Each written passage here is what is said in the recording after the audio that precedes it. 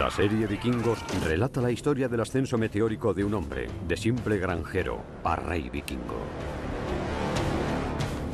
Basados tanto en la historia como en las leyendas, los episodios reflejan tanto la brutalidad como la humanidad de los vikingos.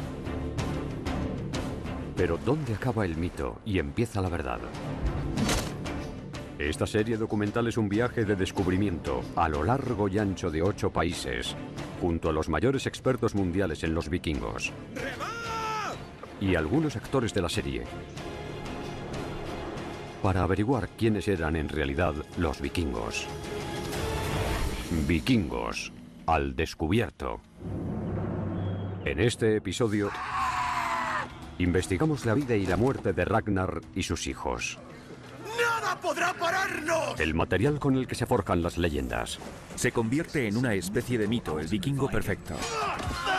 Eran el Superman o el Batman de aquella época. Literalmente ídolos. Y la dura realidad. Es increíble. Todas nuestras fuerzas subrayan la crueldad de Ivar y su tiranía. El ascenso de Ragnar y sus hijos. Cuando Michael Hirst comenzó a escribir la serie histórica Vikingos, se inspiró en las propias sagas vikingas y en su personaje principal. Buscaba un héroe y quería un vikingo reflexivo. Ragnar creía ser descendiente del dios Odín, que también era el dios de la curiosidad. Por eso viaja. Esa es la razón de que vaya a tierras lejanas. Según las leyendas, Ragnar Lothbrok no era solo un rey escandinavo. Fue el mejor guerrero de su época y todo el mundo conocía su nombre. Se dice que su fama solo fue eclipsada por la de sus hijos.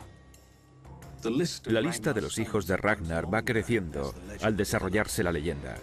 En el centro tenemos personajes como Ivar y Bjorn, que después adquirieron los apodos de piel de hierro y sin huesos. Pero también tenemos otros vikingos eminentes, entre ellos Ubbe, Hvitserk y Sigurd, ojo de serpiente. ¿En qué datos históricos se apoya esta leyenda? Intentar encontrar al auténtico Ragnar resulta muy complicado, aunque parece que sí hubo un Ragnar verdadero. El problema es que es un personaje increíblemente impreciso, que mora en los límites de la historia.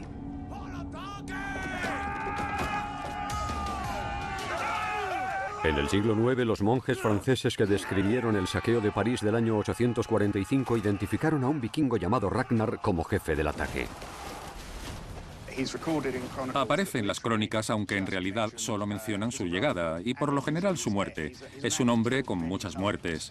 Es posible que se refieran a distintos hombres, no estamos seguros, pero parece que hubiera un personaje al que todos esos escritores cristianos querían ver muerto, porque para ellos, era un diablo, una bestia monstruosa. Para los vikingos, Ragnar es un héroe y su fama va creciendo. La reputación era muy importante para los vikingos. Ser famoso por hacer algo extraordinario pudo animar a Ragnar a atacar París, porque se suponía que era inexpugnable. Esa es la fama que querían tener los vikingos, la que les permitía ir derechitos al Valhalla. La fama de Ragnar se extendió de boca en boca por el territorio vikingo, hasta lugares tan remotos como esta colonia situada en mitad del Atlántico Norte, Islandia. El actor Clive Standen, que encarna a Rollo en la serie Vikingos, ha venido a conocer a la estudiosa de la literatura islandesa Atlheitor Gudmundsdóttir, experta en leyendas nórdicas como las sagas. Este clima es durísimo, inclemente. Si echo la vista atrás y me imagino ser un vikingo y vivir aquí, ¿qué haría durante todo el día? Por supuesto, se entretenían dentro de las casas contándose historias. ¿Y así nacieron las sagas? Sí. Vaya, eso resulta muy interesante. Sí. Sentarse en una casa Sí. a contar historias. Sí, sería muy agradable. ¿Qué elementos tiene una buena saga? Hace falta un héroe que demuestre que puede proteger a la sociedad, matar al dragón o luchar contra los enemigos. Eran como el Superman o el Batman de aquella época, en cierto modo, y eran modelos de conducta. Literalmente ídolos. Desde luego. Cuando vives en el filo casi todo el tiempo, tienes que creer que las cosas pueden mejorar. Y si tienes ídolos e historias, al menos puedes olvidarte de tu vida, escapar y creer que eso podría darse. Creer que debes ser valiente, como los héroes. Hay tantas sagas que mencionan a Ragnar Lothbrok que es casi como si eso fuese lo que quería el público. Como si la gente siempre quisiera oír más historias de Ragnar. ¿Creéis que las sagas tuvieron su origen en historias reales? Yo creo que todas las sagas de héroes tuvieron su origen en hechos heroicos. Y la gente empezó a hablar de esos hechos y la historia se fue haciendo mayor y más... Exagerada. Sí. Creo que como raza tenemos tendencia a la exageración. Si tú me contaras una historia, cuando yo la contara a mis amigos, le añadiría algo más. Exactamente, sí. Está claro que las historias de Ragnar, los relatos de sus hazañas, deben de haber circulado de boca en boca durante muchísimo tiempo por Escandinavia, porque desde las primeras fuentes escritas que hemos hallado, ya estaba plenamente formado en la imaginación vikinga. ¡Ragnar! ¡Es Ragnar! ¡Viva Ragnar! 3 siglos después de vivir Ragnar, los escandinavos desarrollaron por fin la escritura y dejaron constancia de las sagas. Están escritas en Islandia por unos cristianos que recordaban su pasado pagano, vikingo. La cuestión más importante es, ¿son obras de ficción histórica medieval o conservan un eco de la realidad vikinga? En la Biblioteca Real de Copenhague, en Dinamarca, se encuentra un manuscrito que no tiene precio, datado en el año 1400. Es la única copia completa de la saga de Ragnar Lothbrok y sus hijos que queda hoy en día. El arqueólogo Neil Price y Adelheitor Gudmundsdóttir han venido a verlo por primera vez. Es obvio que se ha usado mucho. Aquí se ve dónde empieza la saga de Ragnar Lothbrok. En esta versión, las hazañas de Ragnar son desbordantes. Se convierte en una especie de mito, el vikingo perfecto. Todo lo que tú hayas podido hacer, Ragnar lo hizo antes. Es casi como un príncipe azul vikingo que rescataba princesas y derrotaba monstruos y dragones y esas cosas. De los hijos de Ragnar Lothbrok se hablará mientras los hombres tengan lengua para hablar. Entonces tendrán más fama que yo, su padre. En la saga le disgusta que crezca tanto la fama de sus hijos y decide llevar a cabo una última incursión triunfal en Inglaterra.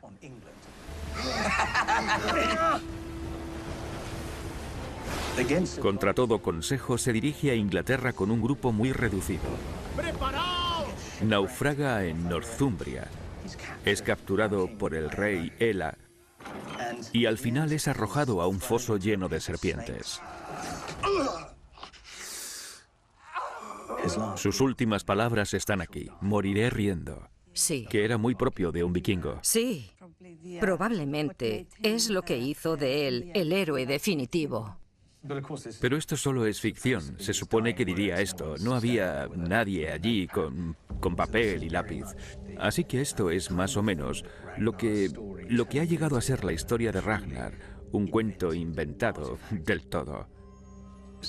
Las sagas son historias que pasaban de boca en boca, exageradas sin duda, modificadas, adornadas, pero aún así hablan de personas que vivieron de verdad. ¿Quién quiere ser rey? La historia de Ragnar sobrevivió todos estos siglos y ahora inspira la serie. Lo que más le habría gustado a Ragnar, al auténtico Ragnar, es saber que hablábamos de él, después de tantos años. Eso es el éxito. El oro está bien, pero cuando muere se acaba. La fama dura para siempre. Para un vikingo, esa era la motivación final. Pero las hazañas de Ragnar y su fama serían eclipsadas por las de sus propios hijos. Ragnar está muy enfermo y podría morir. Los hijos de Ragnar Lothbrok serían, según las leyendas, todavía más grandes que su padre. ¡Nada podrá pararnos! Vikingos al descubierto.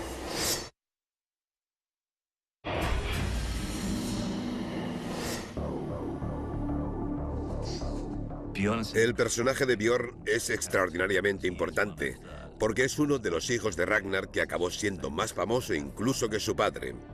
Y se hace más decidido, un poco más frío y más terrible.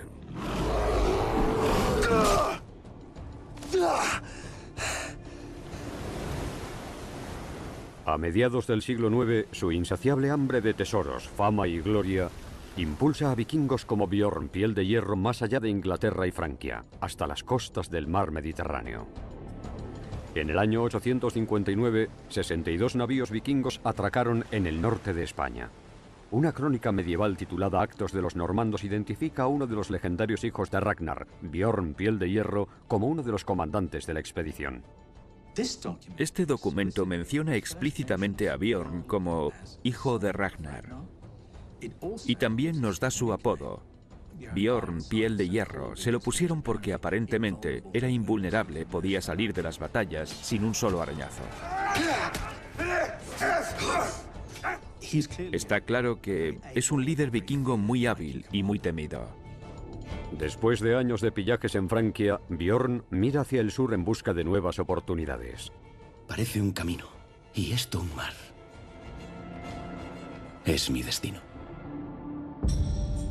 Ahora, Neil Price, que busca pruebas de la campaña de Bjorn, ha venido a Galicia, en la costa septentrional de España. Y se encuentra con la investigadora española Irene García en un lugar que bien pudo saquear el propio Bjorn. Estamos en la Basílica de San Martín de Mondoñedo, que es la catedral más antigua de España. Este es uno de los pocos sitios en que un documento histórico vincula una incursión vikinga con un edificio que aún se conserva. Así es. Esta catedral era un lugar muy importante durante la era vikinga, porque servía de refugio a todas las gentes que eran atacadas por los vikingos, aunque también asaltaron esto. Tras el saqueo de la basílica, el ejército de Bjorn pasó varios meses atacando los monasterios de la costa. Ahora un descubrimiento extraordinario hecho en las costas gallegas podría demostrar que una flota vikinga, tal vez la de Bjorn, atracó aquí. ¿Así que esto lo trajo el mar? Creemos que es un ancla. Pesa muchísimo. Lo que tenemos aquí es una pesada ancla de piedra que llevaría una estaca de madera en el centro, a la que se ataría una soga. Con las tormentas han llegado a las playas 4 anclas distintas, además de estas piedras que se cree pueden ser lastre de los barcos. ¿Demuestra esto que los vikingos atracaron aquí?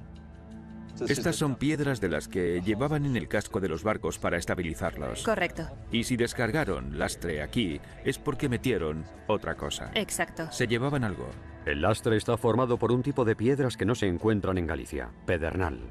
En la zona de Galicia, en toda Galicia, no hay pedernal. Hay una pequeña cantidad en el interior, pero esta cantidad de pedernal que ha traído el mar tiene que proceder de Normandía o del sur de Inglaterra. La teoría de Irene García es que los saqueadores vikingos traían pedernal como lastre en sus barcos y lo sustituyeron por los tesoros robados en Galicia. Sin embargo, el ancla está hecha de una roca abundante en la zona. Esta piedra es de aquí, ¿no? De hecho, es un tipo de piedra que solo se encuentra en esta playa. Los habitantes del lugar no poseían sino pequeñas barcas de pesca y nunca habrían usado un ancla de tal tamaño. Era un barco grande. Sí, era grande. Un barco muy grande. Y el hecho de que el ancla fuera fabricada por los vikingos aquí mismo también nos da la idea de que se quedaron aquí durante un periodo de tiempo. Sí. Y eso nos lleva a otras cosas que hay por aquí, como la posible existencia de un campamento vikingo. Sabemos que... Se sabe que los vikingos construían campamentos fortificados cuando se quedaban largo tiempo en un país extranjero para saquearlo. Y si la flota de Bjorn estuvo en Galicia prácticamente un año, necesitarían un campamento provisional. Cuando vine aquí por primera vez y observé esto, la gente creía que aquí hubo un foso. Que era una fortaleza, no un monte. Los vikingos construían fuertes en las costas y en las orillas de los ríos para protegerse ellos y sus barcos de posibles ataques. Es una estructura curva, abierta hacia el mar, sí, que protege el puerto con una zanja y un terraplén y otro terraplén interior. Y me parecía más similar a los campamentos vikingos de Irlanda e Inglaterra que a un foso. Está mirando hacia el puerto y desde aquí se puede ver todo lo que ocurre en el agua. Sí, lo que les preocupaba era el puerto. Así que esto es el sitio protegido donde tenían los barcos. Con un campamento vikingo establecido en la costa, Galicia se hallaba expuesta a más incursiones. Y Björn pudo poner sus miras en una de las ciudades más ricas de toda Europa, Santiago de Compostela.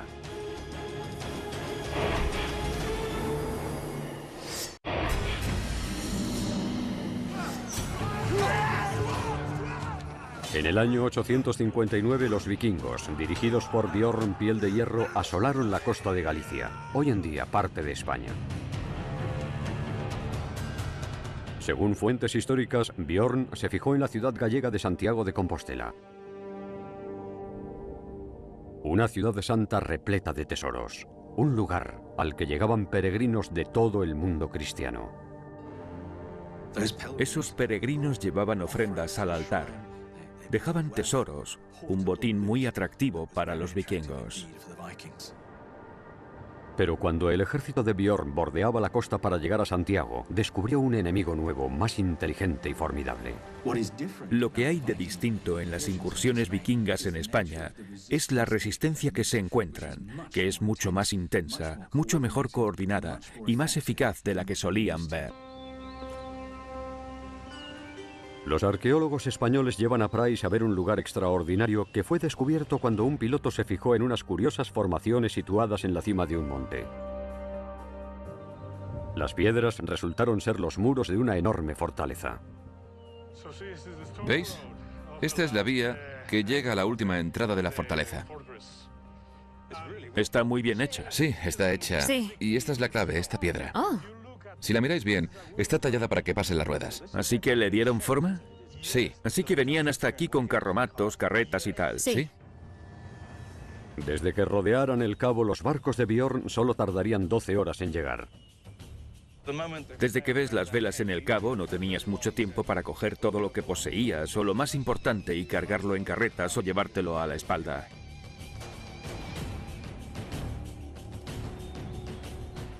Esta es la entrada principal y este es el muro de 2 metros de grosor.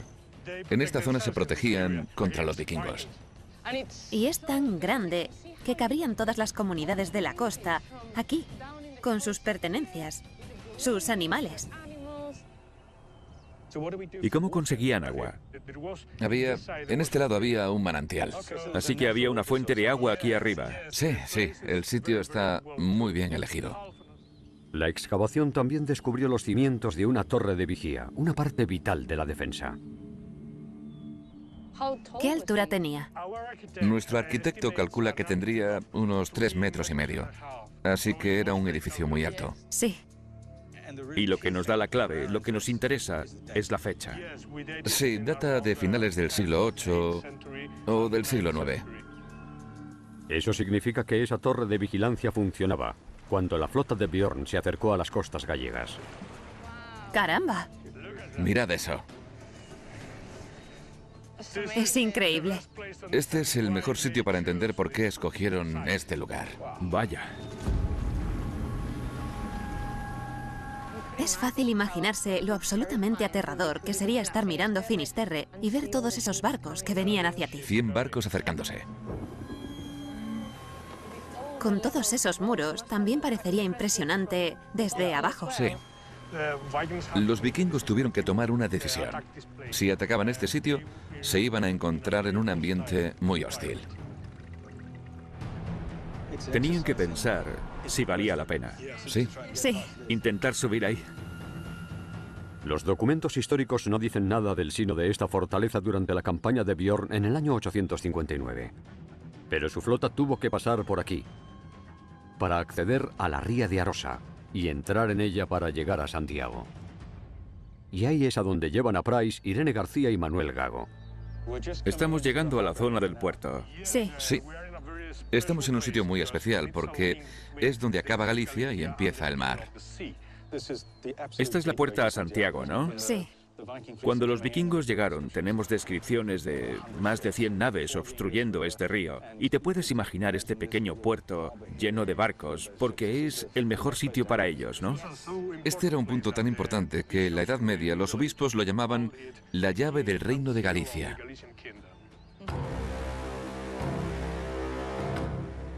Y esta es la puerta por la que pasó la invasión del 859. Sí, la puerta a las riquezas.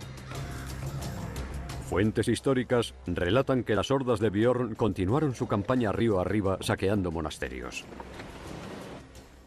Cuando llegaron por fin a Santiago de Compostela, lucharon contra el ejército cristiano.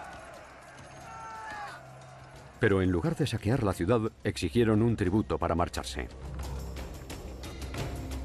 Cuando la invasión del 859 pasó por aquí, la incursión que se supone que dirigía Bjorn Piel de Hierro, aquí no había defensas, y fue esa vulnerabilidad lo que hizo nacer el lugar en que nos hallamos. En las décadas que siguieron al ataque de Bjorn, se construyó un castillo para defender el río.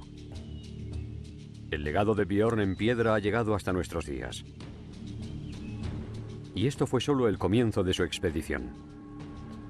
Continuó hacia el sur, saqueó Marruecos y luego entró en el Mediterráneo atacando y robando en Francia, Italia y puede que hasta Egipto durante los 3 años siguientes.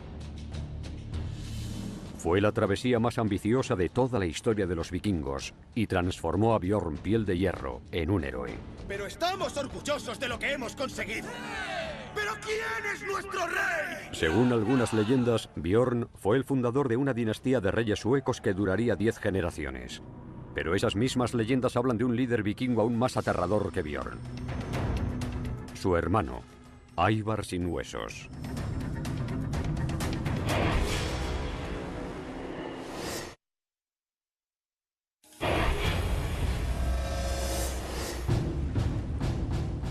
En el año 869 los vikingos volvieron a hacer estragos en las islas británicas, llenando sus naves de tesoros robados y esclavos. Pero entonces todas las bandas de saqueadores se habían fusionado en un ejército aterrador. Eran distintos a los vikingos de la generación anterior. Estos no llegaban, incendiaban el lugar, cogían su botín y salían corriendo. Era un ejército de ocupación. Parecían llegar para quedarse. Según las crónicas anglosajonas, el comandante del gran ejército pagano era Ivar, un vikingo famoso por haber conquistado varias zonas de Irlanda más de 10 años antes. Las sagas, escritas varios siglos después, afirman que Ivar también era hijo de Ragnar. Le describen como el hombre más apuesto del mundo, y tan sabio que ninguno podría igualarle. Pero también tenía un lado oscuro. Todas nuestras fuerzas subrayan la crueldad de Ivar y su tiranía. Lo llaman el rey de todos los nórdicos de Gran Bretaña e Irlanda, lo que me sugiere que Ivar debía de ser un hombre increíblemente carismático y poderoso para contar con la lealtad de los grupos vikingos esparcidos por una zona geográfica tan amplia en aquella época. Pero para sus víctimas cristianas es muy distinto. Ivar es el paradigma de la crueldad pagana. Es el malo definitivo de las historias de vikingos. Esa imagen de Ivar ha quedado reflejada en este manuscrito del siglo XII, que describe la ejecución del rey anglosajón Edmund a manos del gran ejército pagano. Edmund es capturado por los vikingos, y lo que vemos representado en los dibujos del manuscrito es cómo torturaron al rey Edmund para intentar que renunciara a su fe cristiana. Primero es desnudado y azotado por los vikingos.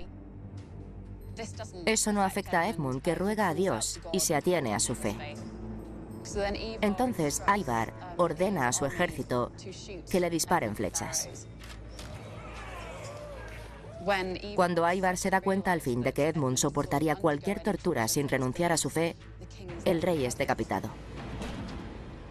Esto hace que Ivar sea el villano más malvado. Su nombre es Ivar. En la serie de ficción, Ivar nace con una minusvalía. Ivar sin huesos. Pero no fue hasta 4 siglos después de su muerte cuando el apodo Sin Huesos aparece por primera vez en los relatos de sus hazañas. Se ha especulado mucho con el verdadero significado de su alias. Podría querer decir que era muy duro. Es un vikingo.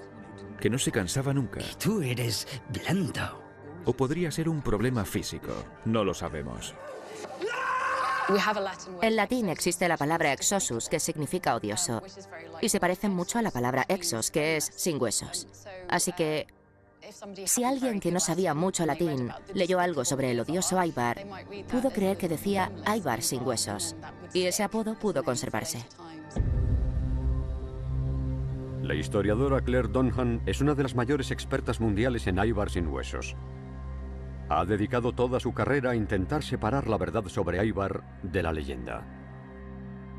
Según fuentes históricas irlandesas e inglesas, una de las grandes batallas entre las hordas de Ivar y el ejército británico tuvo lugar aquí, en Dumbarton Rock, situado en la actual Escocia.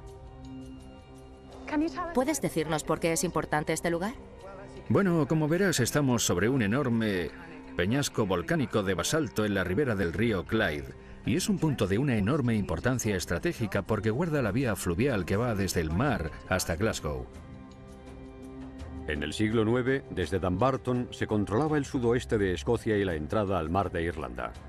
Ivar quería añadir Escocia a sus conquistas, que comprendían amplias extensiones del norte de Inglaterra e Irlanda. ¿Y qué había aquí en la Edad Media? Este era un castillo donde vivían reyes y gobernaban desde aquí. Si vamos al año 870, ¿qué crees tú que pasó aquí?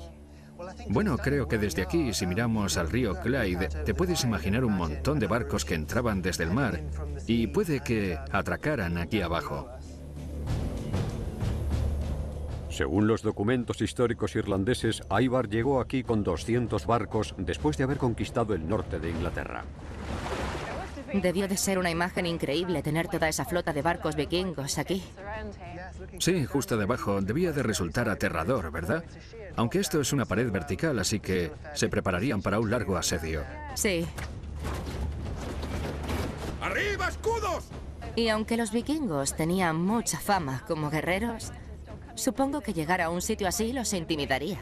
Así es, sí, sí. De repente, tras una larga travesía, iban a tener acción directamente. Los primeros ataques de Ivar no consiguieron abrir brecha en la defensa, pero los vikingos se instalaron allí y las semanas se transformaron en meses. El propósito de sitiar esta fortaleza sería asegurarse de que no recibía provisiones por tierra ni por mar, así que supongo que tendrían barcos anclados a ambos lados. Sí, supongo que rodearían esto de modo que los habitantes, como has dicho, no pudieran reabastecerse y tendrían que vivir de... solo contarían con lo que tenían aquí dentro. 4 meses después, los vikingos por fin consiguieron entrar y vencer a los defensores. Ahora Ivar podía internarse sin problemas en el mar de Irlanda y navegar hasta sus colonias irlandesas. Parece ser que se llevaron 200 barcos cargados a Irlanda. Y eso es una flota increíble para aquella época. Gran parte de la carga eran prisioneros esclavos. Los esclavos no solo formaban parte de la sociedad vikinga, estaban presentes en todas las sociedades de Europa noroccidental, incluso entre los cristianos. Los vikingos participaban, de hecho lideraban, el comercio de esclavos. Ivar es una pieza fundamental de este proceso. Según las fuentes que describen sus aventuras, realizó importantes expediciones a Escocia en busca de esclavos, para después venderlos en Irlanda. Se han hallado pruebas del papel de los vikingos en el tráfico de esclavos junto a la ruta que seguía Ivar para llegar a Irlanda en la isla de Innsmarnock. Hace 1000 años, alguien empleó un trozo de pizarra para dejarnos una aterradora imagen de las atrocidades vikingas. Esta es la piedra del prisionero. Y como verás, aquí hay una figura central. Alguien con un pelo imponente.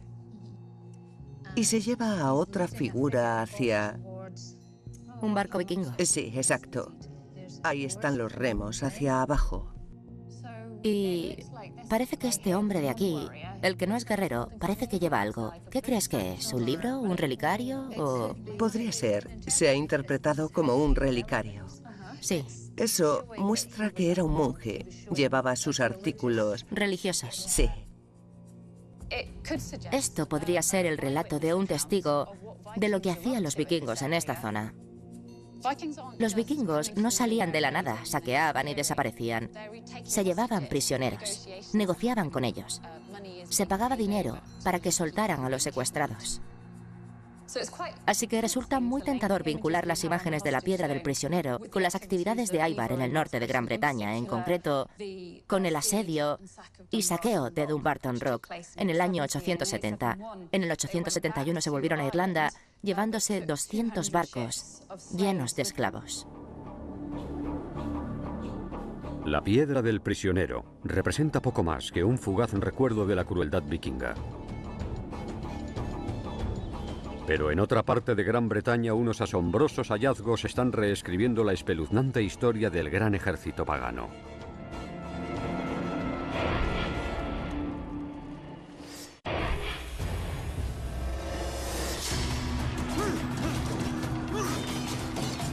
En la década del 870, Ivar participaba en las incursiones del gran ejército pagano que saqueó Irlanda.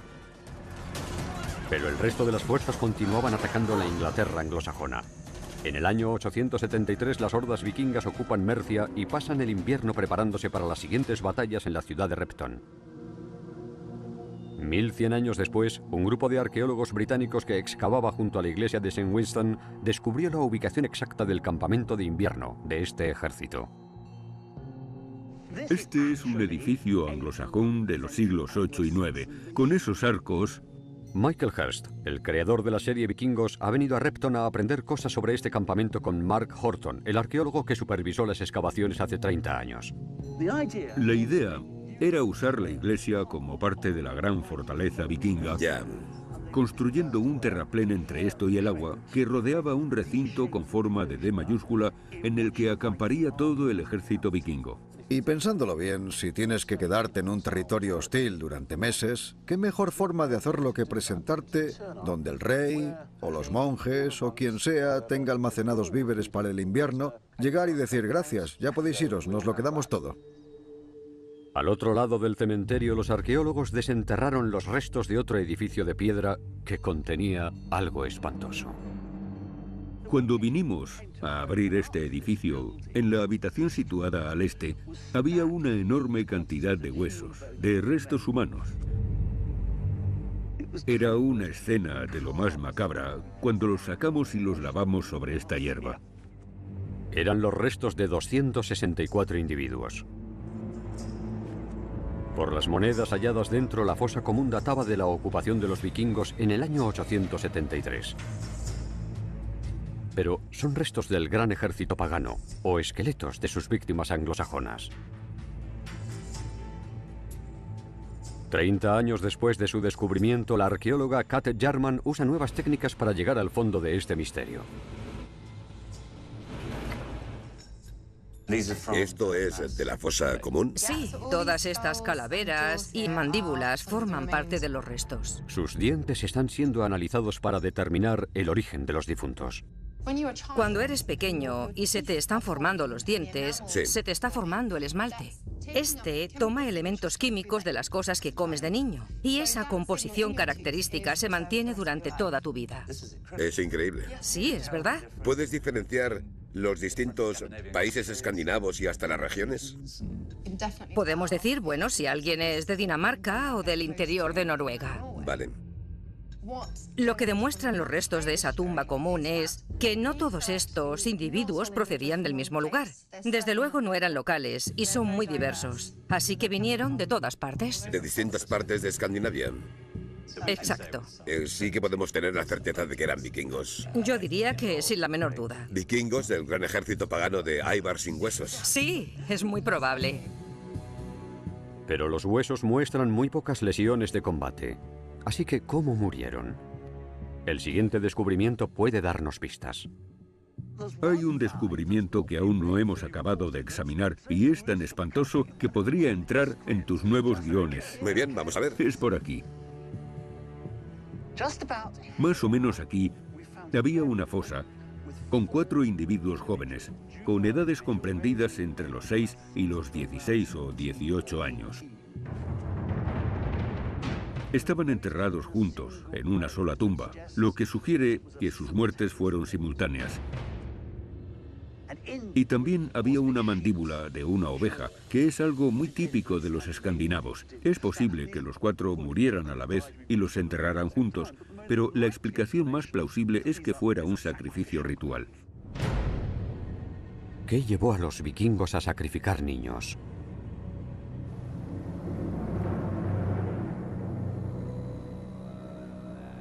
Una explicación puede ser que el campamento vikingo, el ejército, sufriera una epidemia, la peste o algo parecido, que matara grandes cantidades de vikingos más o menos a la vez. Esa podría ser la causa de la tumba hallada por los arqueólogos. ¿Sacrificarían niños los vikingos para apaciguar a sus dioses y acabar con la epidemia? Hay muchos misterios alrededor de esa tumba. Desde luego que sí, por supuesto. Pero no tenemos la menor pista en sus huesos de cómo murieron. Si les hubieran cortado el cuello, no se notaría en los huesos. No se vería, exacto. Sí, así que probablemente haya una historia increíble tras la muerte de estos 4 niños que aún no conocemos, pero tal vez lleguemos a hacerlo. Y junto a la iglesia hay otro sorprendente descubrimiento que podría revelar el destino de Ivar.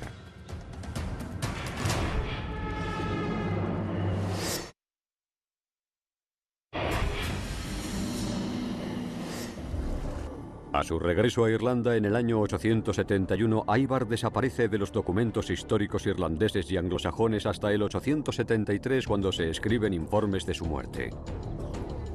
Pero el lugar y la forma de su defunción son aún un misterio. La solución al enigma podría hallarse en una tercera tumba descubierta en Repton, donde acampaba el gran ejército pagano en la época de la muerte de Ivar.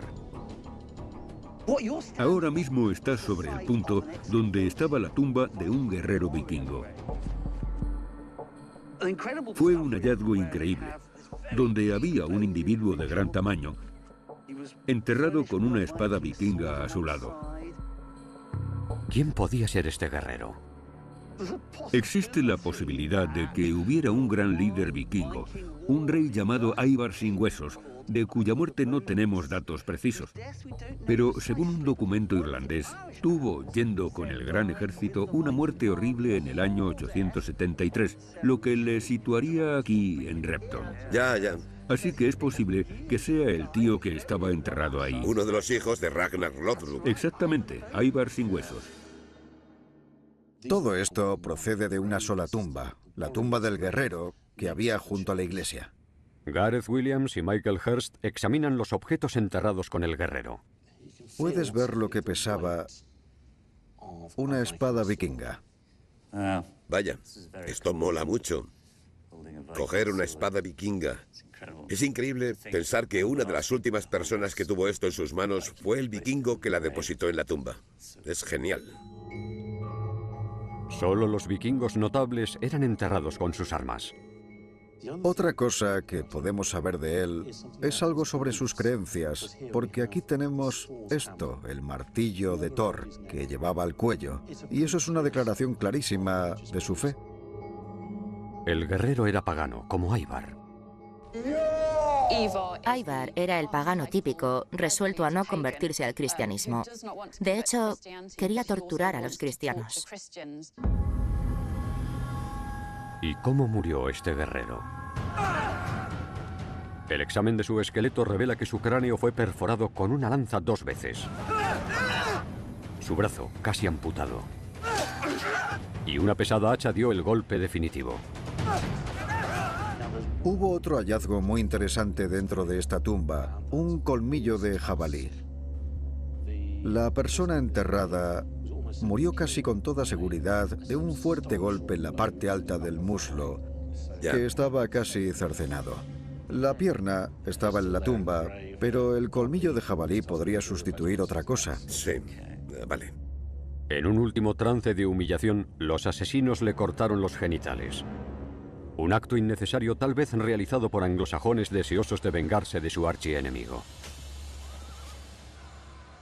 Así que tenemos a alguien de alto nivel y ejecutado de forma muy cruel. Sí, casi de forma ritual, ¿no? En efecto, esto es... Porque le cortaron el falo y sí, le darían mucha importancia.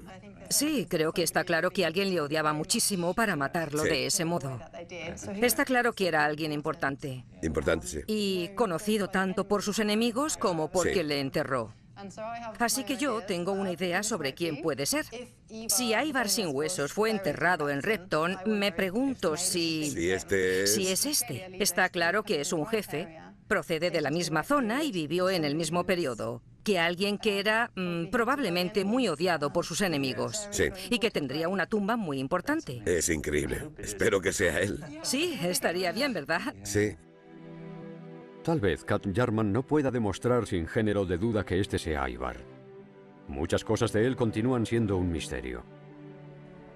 Es posible que en nuestro intento por comprender a los vikingos nunca sepamos del todo dónde termina la historia y empieza la leyenda. Al recrear la vida de vikingos concretos, uno mezcla inevitablemente hechos y leyendas. Hay mucho que no sabemos. Tenemos que ir reuniendo pruebas y hasta cierto punto habrá cosas en las que tú, en tus guiones, no inventarás más que los historiadores y los arqueólogos. Oh, sí, pero eso a mí me conviene. A vosotros no tanto, porque yo tengo derecho a inventarme cosas y vosotros no. Michael, nosotros somos científicos, ¿sabes? Y lo que hay ahí es muy importante. Sí. Hay un líder vikingo enterrado en este eminente lugar. Y si tú crees que es Ivar, me parece muy bien. En las sagas, en las leyendas, los hijos de Ragnar eclipsan su fama. Son recordados durante siglos como los vikingos perfectos en realidad. Si pensamos en las personas que hubo tras esas leyendas, fueran o no hermanos realmente, fueran o no hijos del vikingo llamado Ragnar, como figuras históricas, está claro que fueron muy importantes y moldearon el destino de Europa violentamente durante la época de las campañas vikingas.